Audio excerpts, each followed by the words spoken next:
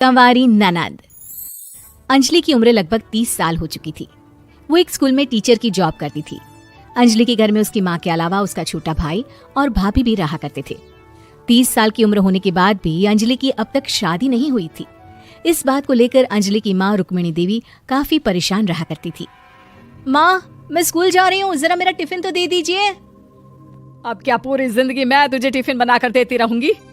अरे कुछ सोचा भी अपने बारे में या बस ऐसे ही? क्या माँ, सुबह सुबह फिर वही बातें लेकर बैठ गई। माँ गलत क्या कह रही है अंजलि दीदी? इतनी उम्र हो चुकी है आपकी, माँ कब तक आपकी सेवा करती रहेंगी? भाभी, मैंने माँ को कब कहा कि मेरी सेवा करो? वैसे भी अपना टिफिन मैं खुद तैयार कर लेती हूँ, बस टेबल से उठाकर देने को ही तो कहा था। वैसे अंजलि दीदी, देखा जाए तो टिफिन उठाकर देने की उम्र तो आपकी है। आपका अपना घर परिवार बच्चे होते तो ये जिम्मेदारी आज आप पूरी कर रही होती। एक बात मेरी समझ में नहीं आती, अगर मेरी शादी नहीं हुई तो इसमें मेरी क्या गलती है और तुम सब लोग मेरे पीछे क्यों पड़े रहते हो? अरे कुछ कहना क्या पीछे पड़े रहना होता है? अपने छोटे भाई को देख, तुझसे 3 साल छोटा है लेकिन 2-2 बच्चे खेल रहे हैं आंगन में। मुझे आप लोगों की कोई बात नहीं सुननी, जा रही हूँ मैं। और आप में से किसी को मेरा कोई काम करने की जरूरत नहीं है, मैं खुद संभालूंगी। इतना कहकर अंजलि वहां से चली जाती है। शाम को जब अंजलि अपने स्कूल से लौटकर घर वापस आती है तो उसने देखा कि पड़ोस वाली निर्मला चाची वहां पर बैठी हुई थी। क्या बात है अंजलि बिटिया, नौकरी करके वापस आ गई? जी चाची जी, कैसी हैं आप?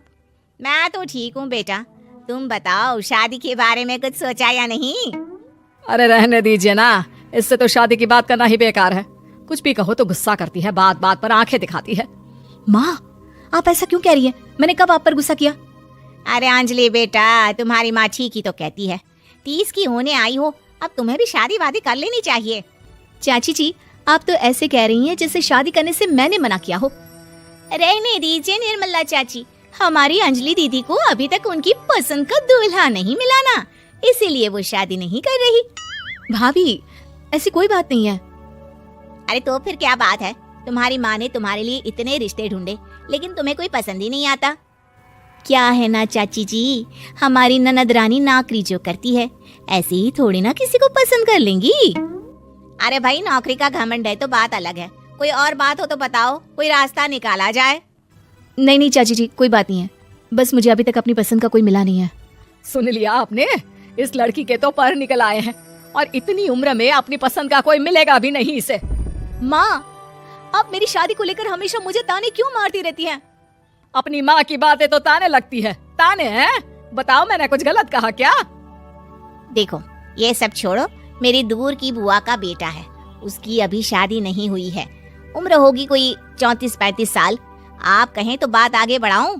अरे हाँ हाँ, क्यों नहीं, ये भी कोई पूछने की बात है। अरे जल्दी से लड़के को यहाँ बुला लो। माँ, आप मुझसे पूछे बिना मेरी शादी की बात करने जा रही हैं और मेरी उम्र 30 भी पूरी नहीं हुई है। निर्मला चाची कह रही है कि वो लड़का 35 साल का है। अंजलि दीदी, आपको क्या लगता है इस उम्र में कोई फिल्म का हीरो आएगा आपके लिए? देखिए, अब पसंद और नापसंद की बात तो रहने दीजिए, पसंद करने की उम्र तो आपकी निकल चुकी। अब तो जो भी मिले उसी से शादी कर लीजिए, इसी में भलाई है। तेरी भाभी बिल्कुल ठीक कह रही है। अब जैसा रिश्ता मिले उसके लिए हाँ कर देना, ताकि हम भी गंगा नहाए। ठीक है, चलिए मैं उस लड़के को कहती हूँ, वो कल ही अंजलि को देखने आ जाएगा। अगले दिन निर्मला चाची के दूर का रिश्तेदार अंजलि को देखने उसके घर आता है। उसका नाम था अजय। अंजलि जी, तो आप नौकरी करती हैं, वो भी स्कूल में? जी हाँ, मैं स्कूल में टीचर हूँ। हमारी बेटी बहुत होशियार है। अरे पढ़ने लिखने में इतनी होशियार है, इसीलिए तो इसकी नौकरी लगी है स्कूल में। हाँ हाँ ठीक है आंटी जी, जरा मुझे भी तो बात करने दीजिए आपकी बेटी से। जी पूछिए ना, क्या पूछना चाहते हैं? अंजलि मैडम, ये तो बताइए कि आपने अभी तक शादी क्यों नहीं की? बस ऐसे ही, कहीं कोई रिश्ता पसंद नहीं आया इसलिए। लेकिन क्या मैं आपसे पूछ सकती हूँ कि आपने शादी क्यों नहीं की? अंजलि, क्या कर रही हो तुम? लड़कियों को इस तरह की बातें नहीं शोभा देती। रहने दीजिए आंटी जी, आपकी बेटी काफी पढ़ी लिखी है, मैं उनके सवाल का जवाब दे ही देता हूँ। वो क्या है ना, मुझे भी अभी तक अपनी पसंद की कोई लड़की नहीं मिली।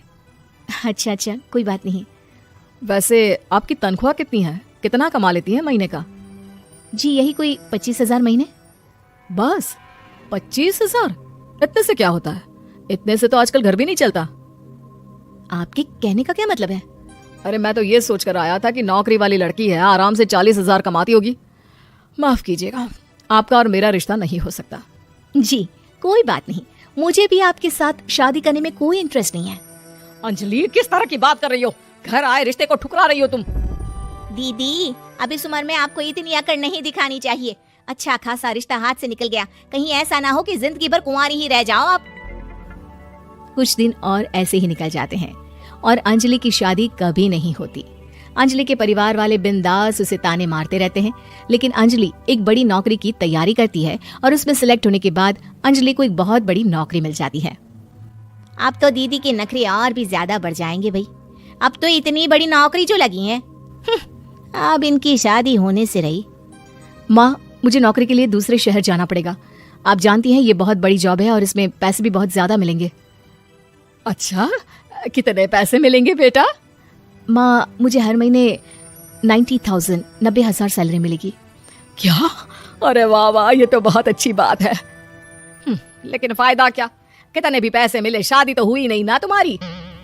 अंजलि नौकरी करने के लिए दूसरे शहर में चली जाती है और जब कुछ महीनों के बाद वो वापस घर आती है तो उसे अपने पति के साथ देखकर उसके घर वाले हैरान रह जाते हैं।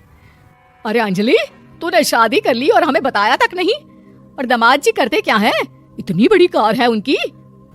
माँ, मैं आपको सब कुछ बताना चाहती थी, लेकिन आप सबके ताने सुनकर बहुत दुखी हो गई थी और इसलिए मैंने अपनी पसंद से शादी कर ली। मेरे पति मेरे साथ ही ऑफिस में नौकरी करते हैं और बहुत बड़े अफसर हैं। और एक बात बताऊं माँ, आज मैं बहुत खुश हूँ। दोस्तों, अगर आपको ये कहानी पसंद आई तो इसे लाइक करें, शेयर करें और कमेंट करके बताएं कि कहानी में आपको सबसे अच्छा क्या लगा।